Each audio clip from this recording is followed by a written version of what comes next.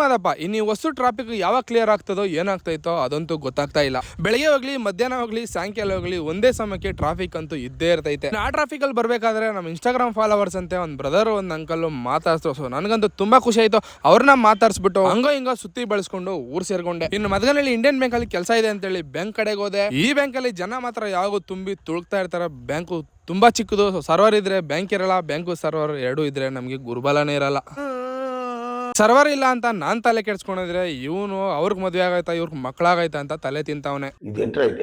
ಇವತ್ತಿನ ರೇಟ್ಗೆ ಗೋಲ್ಡ್ಗೆ 7,400 ರೂಪಾಯಿ ಕೊಡ್ತಾರೆ ಅಡಮಾನ ಇಟ್ರೆ. ಸೊ 3 ಲಕ್ಷ ರೂಪಾಯಿ ತನಕ ಎತ್ಕೊಬಹುದು. ಅದಕ್ಕೆ ಮೇಲೆ ಚಿಟ್ಟ ಬೇಕು ಅಂತಾರೆ.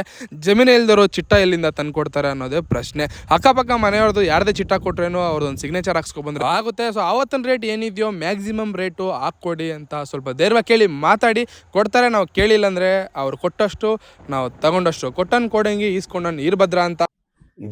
ಕೇಳಿ ತಗೊಳೋದ್ರಲ್ಲಿ ಏನು ತಪ್ಪಿಲ್ಲ, ರೂಲ್ಸ್ ಮಾತಾಡೋದ್ರಲ್ಲಿ ಯಾವುದೇ ಒಂದು ತಪ್ಪಿಲ್ಲ. ಮತ್ತೊಂದು ವಿಡಿಯೋನಲ್ಲಿ ಸಿಗೋಣ. ಟಾಟಾ, ಬೈ ಬಾಯ್.